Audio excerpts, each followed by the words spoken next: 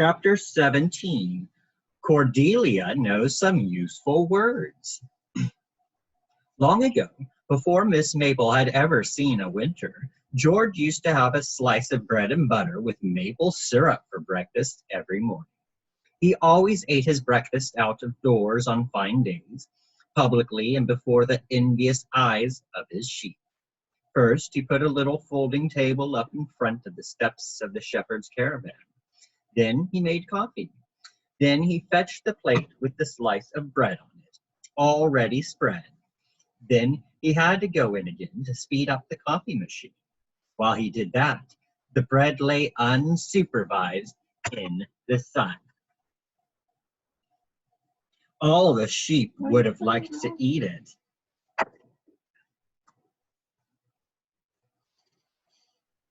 But only Maple could count up to 50. As soon as the coffee machine started gurgling because George had hit it with the palm of his hand, she was off. 1 to 15. Maple stole over to the caravan. 15 to 25. She peered in through the caravan door to be on the safe side. 25 to 45. She very carefully licked the syrup off the bread, so carefully that not the faintest mark of a sheep's tongue was left on the butter. It was also important to leave a very thin layer of brown syrup so that George wouldn't notice anything. 45 to 50, she ran back to the other sheep and hid behind the woolly body of her mother, who found the whole business embarrassing. 51, George came out of the caravan with a steaming mug of coffee and began his breakfast. One day, the coffee machine went wrong, and when Maple reached 35, there was George, standing in the doorway with his arms folded. That was the day when George gave her a name, even before her first winter. The other sheep were a little envious, and her mother was as proud as if she personally had stolen the syrup from the bread. Maple herself pranced around the meadow until sunset, the youngest lamb ever to have been given its own name. By now it was clear to all the sheep that Miss Maple really must be the cleverest sheep in all Glenhill, and perhaps in the whole world. So, in spite of being so tired, they went on paying attention when Maple, Mopple, and Othello told them what they had seen and heard God and the butcher discussing in the village.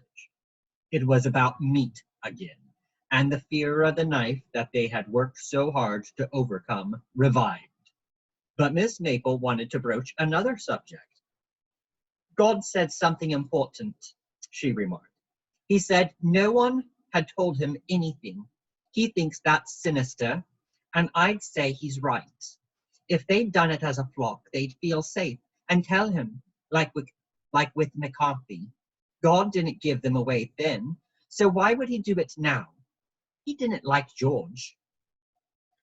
Perhaps they forgot, suggested Cloud. Mopple the whale shook his head. Humans don't forget so easily. George still remembered in spring who'd been gnawing the trees back in autumn. McCarthy has been dead for 7 winters, almost the whole of a sheep's lifetime, and they still remember that. It was obvious that Mopple felt respect for human powers of memory. No, it's nothing to do with their memory, agreed Miss Maple. I think they're keeping quiet for some other reason. I don't think it was all of them together, like with McCarthy. They're not acting like a flock who have all grazed the place bare. They'd stick together then, crowd into one place and wait. But that's not what they're doing. They're running about in confusion. They suspect each other. They all want to find out something about the others. Josh comes to see Gabriel to find something out. Eddie comes along. Gabriel watches when Josh and Tom O'Malley and Harry steal into the meadow by night. The sheep bleated in surprise. Miss Maple snorted impatiently. We should have found out much earlier. Then we wouldn't have fallen for him so long. Gabriel is the master hunter. Gabriel, the master hunter. By now they thought Gabriel capable of any dreadful deed. But how had Miss Mabel found out? It ought to have struck me right away, Miss Mabel explained, if only because Maud could pick up his scent at once. Only Gabriel can disguise his scent under the smell of damp wool and smoke. And what's more, Miss Mabel looked around energetically. What's more, he knew those three were in the meadow. He said so to Josh. He even knew that they'd made us nervous. How could he know that if he wasn't there? But why would Gabriel hunt other humans? Asked Cloud. Perhaps he wanted their meat, said Mopple. Humans aren't particularly woolly. No sheep may leave the flock, bleated Richfield. Maple nodded. I think Richfield is right. Gabriel is their lead ram. He doesn't want them running all over the place. He wants them to stay in one place and keep still, like his sheep. But they aren't doing that. And when Gabriel noticed that three of them had gone off, he went after them. He's not a very good lead ram, said Heather. No, agreed Miss Maple. He can't keep the flock together. That's why he's sitting here watching the shepherd's caravan. There must be something important in there, something that mustn't get out, whatever happens. Justice, exclaimed Mopple. Miss Mabel put her head on one side. Perhaps. It's a very important question. What do all those people want from the caravan? Eddie, Gabriel, Josh, Tom, and Harry. What are they looking for? Grass, said Swann. Tom said they were looking for grass. They seemed to the sheep. That seemed to the sheep too sensible. Humans didn't normally have such reasonable aims. Mopple made a skeptical face. There's grass all over the place here. The whole meadow is full of grass, at least where they haven't grazed it bare, he added with a dark look in the direction of Gabriel's sheep. Why would they go looking for grass in the caravan when they only have to bend down? They had to admit that Mopple was right. Even humans could be expected to show a tiny amount of sense. It was an appetizing subject of conversation. Several heads bent to rummage about for tasty grass blades in the straw of the hay barn. I don't think they all want the grass, said Miss Maple, when her head came up from the straw again with a long seed head in her mouth. Whatever it may be, I think it's much more important to Gabriel for nothing to get out, not even grass. Mopple stared enviously at Maple's seed head. But why? Gabriel is the lead ram, said Miss Maple. I think he was already the lead ram back when they murdered McCarthy. He knows that George and the butcher made sure they were safe.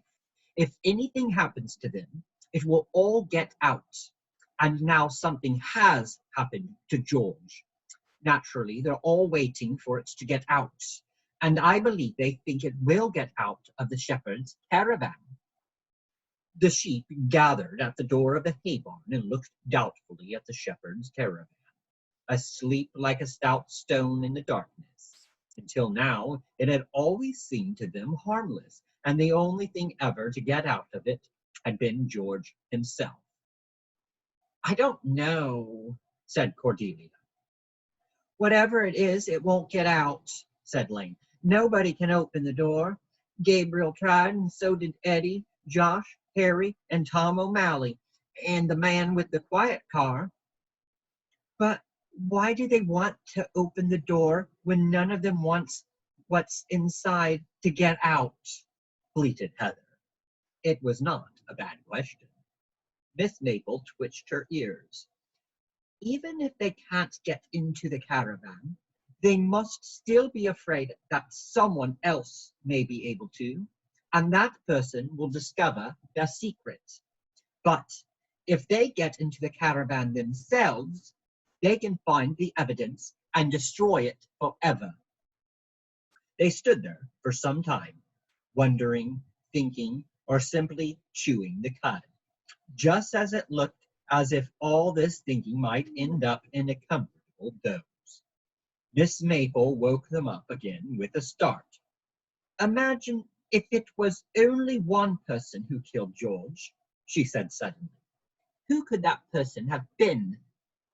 Slightly shocked, the sheep bleated wildly in confusion. Gabriel and the butcher were their favorite candidates. Said Miss Maple. Have you noticed something? A little while ago, no one would have thought it of Gabriel because we liked him, and now he's a suspect because we don't like him anymore. Perhaps we're making a mistake. The murderer could be someone we like. If he's the murderer, we wouldn't like him anymore, said Heather firmly. But perhaps we still like him now. Or her, said Miss Maple. Rebecca? Bleated Cloud, shocked. What do we know about her, except that she smells nice, said Miss Maple. She simply turns up after George's death. She acts as if she'd come just about the tourist trade, but that's not true. She's trying to find out things about George. She wants to find the murderer too, said Othello. Or wants to make sure the murderer isn't found. She asked if there were any suspects. Perhaps she just wants to know if there's anyone on her trail. It didn't sound improbable. Beautiful daughters often cause their father's deaths in the Pamela novel. All the same, none of the sheep could get around to liking this theory. She gave me the last tomato, said Othello. A number of the sheep looked defiantly at Maple. Was a woman who could do a thing like that capable of murder?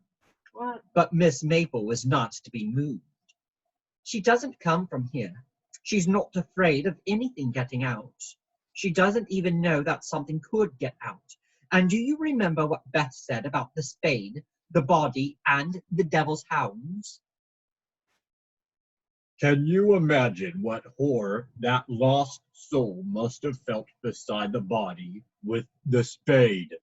Said Mopple. Exactly. Miss Maple looked at Mopple the whale approvingly. But Rebecca doesn't come from here. She has no idea about the devil's hounds. She certainly wouldn't have felt horrified. Well, she's brave. So what? Snorted Othello. That doesn't prove anything. You're right. Miss Maple sighed. The sheep could see how tired she was. No, it doesn't prove anything. Deep in thought, she began trotting up and down the confined space of the hay barn. Some of the sheep bleated indignantly when she pushed them aside or bumped into them, but Miss Maple didn't seem to hear them. The small puzzles are solving themselves, murmured Miss Maple. One by one, like buds opening. Now we know why the butcher and Josh were out on the meadow in the mist, because of the thing. We know who bent down and what he put there. It was Josh leaving the thing. We know who the wolf's ghost is and who the master hunter is. But what about the big puzzle? What about the murder? Why doesn't that fit? She trotted briskly towards Sarah, who managed to get out of her way at the last moment. Though perhaps not everything has to fit. Perhaps it's a mistake to think that everything always has to fit together. In that detective story, it was all supposed to fit, and then it got tangled up, and George threw the book away. Perhaps the answer is that many things simply don't fit. Things that we think are connected, but really they don't have anything to do with each other. Miss Maple had stopped. We must concentrate more on the big puzzle, she explained. The big puzzle is The spade. Then Miss Maple said nothing for a long time. At first, it looked as if she were thinking very profoundly about something, but soon afterwards, deep and regular breathing gave away the fact that the cleverest sheep in Glenhill had dropped off to sleep. Next morning, the sea was growling, and yellowish light made the hatches in the roof of the hay barn glow like cat's eyes in the dark. But the birds were singing their morning song outside, carefree as ever. Finally, a dissonant bird, far away at first, then coming closer and closer, joined their chorus. Peering out of the hay barn, the sheep saw Gabriel sitting down on the steps of the shepherd's caravan again. He was whistling. The sheep looked at their new shepherd through the light morning mist. "We have to get rid of him," said Heather. No one contradicted her. "But how?" asked Lane.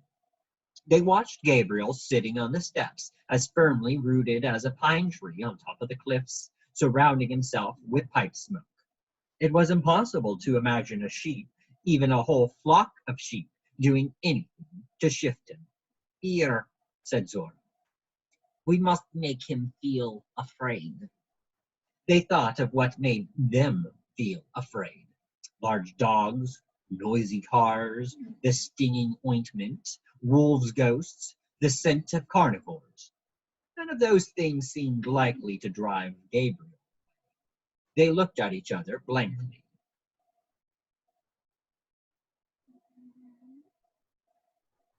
Pay attention, snorted Melmoth suddenly. If you'd all been paying attention, you'd have found out what Gabriel's afraid of long ago. What do human beings do when they're afraid? Miss Maple widened her eyes. "They put up fences," she said. All heads turned to look at Gabriel's sheep, who were staring through the wire netting hungrily. "What can happen to them behind that fence with all the fodder Gabriel throws to them every day?" bleated Heather bitterly. "They could be ill," said Melmoth. "We don't want them to be ill," said Zora. "They have a hard enough time as it is." "If they fall ill, they could pass it on to us," bleated Mopple in alarm. Melmoth winked in a conspiratorial way. "And suppose we fall ill?" All of a sudden, Cordelia's head was full of words. All the mysterious names she had learned from George had broken out and galloped wildly through her thoughts. Prophylactics, foot rot, meningitis, Creutzfeldt Jacob. The book about the diseases of sheep had been full of strange words, and they all meant something. A short time later, the sheep had a plan. They disappeared into the hay barn to rehearse. When they trotted out into the daylight again quite a while later, they themselves were rather bemused by the terror they had conjured up in the dim light of the barn. Now they'd teach Gabriel to be afraid. But Gabriel wasn't sitting on the steps of the shepherd's caravan anymore. He was grazing again. The cold song of the Sith rose above the meadow, and the grass fell down at Gabriel's feet. The sheep shuddered. They decided to wait until Gabriel had finished. Then, suddenly, the wind brought them not just the swish of the scythe and the scent of dead grass. There was something much more terrible in the air blown from the village by the morning wind. They galloped up the hill and stood there, watching the butcher wheel his chair bumpily along the path through the fields and then right across the meadow to Gabriel. The scythe sang a loud song, and the butcher's wheels made almost no sound in the grass. It was possible that Gabriel really hadn't noticed anything yet. At least, he didn't look up from his work. The butcher was sweating. He watched for some time as the blades of grass flung themselves into the dust before Gabriel. Then he said, "All flesh is grass." The scythe stopped in midair. Gabriel turned to the butcher and smiled his winning smile. The other way around, he said. All grass is as good as flesh once I've fed it to the creatures here. The sheep cast meaningful glances at each other, as if he had sensed it. The butcher suddenly turned in the direction of the hill and narrowed his eyes. Gabriel looked at the butcher long and hard. What brings you here, Ham? He asked cautiously. Ham was sweating from his laborious ride through the grass, and his hair, which had looked so nice and golden in God's house, was gray and sticking to his forehead. He looked nervously to all sides. Are you coming to the opening of George's wheel under the lime tree today? He abruptly asked Gabriel. At 12 noon. I just wondered if you heard of it. Ham wheeled himself a little closer to the shepherd until he was sitting directly opposite him, looking up inquiringly at him from below. Gabriel shook his head. Ham, people have been talking of nothing else for almost a week now. Everyone's heard about it, and everyone will come. Everyone who has the use of his legs, he added, glancing down at Ham. Everyone who's not dead yet, except for Father Will, of course. He'll be showing he's not interested in worldly things. Won't miss a golden opportunity like that. You didn't come to ask me about the opening of the will. What do you want, Ham? Ham passed his sausage-like fingers over the wheels of his chair in embarrassment. I wanted to warn you, he said quietly. Warn me? Gabriel's eyes were narrowed. What could you want to warn me about, Ham? Them. Ham cast a quick glance in the direction of the hill. His eyes passed nervously over the flock until they found Mopple. Mopple bleated uneasily. The paying attention method didn't work nearly so well when the butcher wasn't behind the pane of glass. The sheep? Gabriel lowered his side. Oh, come on, Ham. We're alone here. Never mind the veiled illusions. If you want to threaten me, you can go about it openly. Threaten you? Why would I want to threaten you? Of all people, you have no idea. You're one of the few decent people around here. I want to warn you. About the sheep? Asked Gabriel. About the sheep, Ham agreed. You probably think I'm crazy. I think so myself quite often. I wonder if something happened to my head when I fell. But that's not right, because it happened before that. The ram was there first. Don't you see? He was there first. It's his doing. Ham pointed to the hill with one fat finger. You think they're harmless animals, and you can do what you like with them. That's what I thought too. Ha! The butcher laughed bitterly. So? Said Gabriel, sounding irritated. I was wrong, said the butcher. They know just what's going on around here. You ask Father William. They chased us yesterday, especially that fat one. He's a devil, he is. The one at the back, trying to hide behind the grey ram? Exactly. Ham mopped some drops of sweat from his brow with a handkerchief. Gabriel had just been staring at the sheep after looking the way Ham's finger was pointing. But now something else seemed to occur to him. He narrowed his eyes again. You were talking to Father Will yesterday. You. Talking to Will. Signs and wonders will never cease. Ham nodded again. A sign, yes. But of what? Yes, for sure. I'm not putting up with it. Look at them. There was 3 of them yesterday. I tell you, those are no normal sheep. See the way they're putting their heads together. They're planning how to trick you. The sheep looked at each other in alarm. Gabriel shaded his eyes with his hand and looked at them again. I do believe you're right, he said to Ham. A sigh passed through the flock. Now Gabriel knew. He wouldn't disappear. They were the ones who disappear from the meadow, for all flesh was grass, and that was because all grass was as good as flesh, and that meant meat. Meat was right, God said. Gabriel had admitted it to himself. Ham looked up at Gabriel in surprise. Really? He asked. You believe me? Gabriel nodded calmly.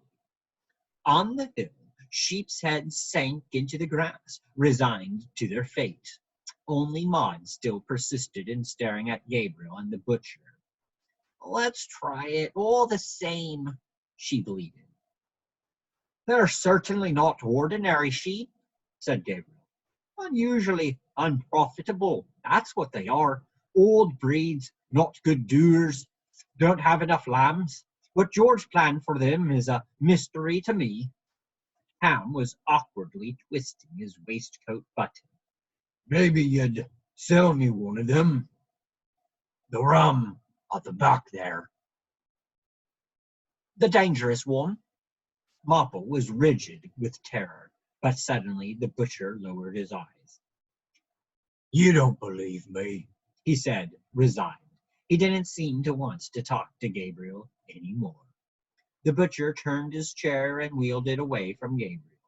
Gabriel watched for a while as he made his laborious way back through the grass. Then the shepherd made a trumpet of his hands and shouted after Ham. Hey, Ham, he called. Are you coming to the smartest sheep in Glenkill contest the day after tomorrow? But Ham didn't turn to him. Sweating and panting, he just wheeled the chair faster through the grass, making for the path that crossed the fields. As soon as Ham had turned off along the path, Gabriel began grinning. Now he'd finally got the old bastard's measure. Right round the bend. He shook his head and raised his scythe again, but something distracted his attention. One of George's sheep had stumbled and fallen on the grass. A black-faced sheep. Gabriel's grin broadened. Old domesticated breed, sure-footed. The thing spoke plain. The sheep picked itself up with difficulty. After a couple of steps, it fell over again. Behind it, a second sheep stumbled. A fat ram was rubbing his head on the wall of the hay barn, as if possessed. Gabriel's grin froze on his lips. His blue eyes suddenly didn't look like ice anymore, but like meltwater, murky and steady. The scythe fell on the grass. Shit, said Gabriel. Scrapey! Shit, shit, shit! The sheep were still reeling about, picking their way through the grass with shaky, unnaturally high-stepping movements, long after Gabriel had stopped looking at them. They were having fun. Gabriel had whistled up his dogs at once. He tore a gap in the wire fence that he had put up with so much trouble only a few days before. The sheep now witnessed a masterly display of the art of herding. Within a few seconds, Gabriel's dogs had driven his sheep out of the enclosure in perfect order, without panicking a single one. A few minutes later, a cloud of dust on the path through the fields and the empty wire-fenced enclosure were all that was left to remind anyone of Gabriel and his sheep. We won't be seeing him again, said Heather happily.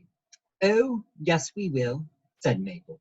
We'll be seeing him again at noon today, when the shadows are short, under the old lime tree.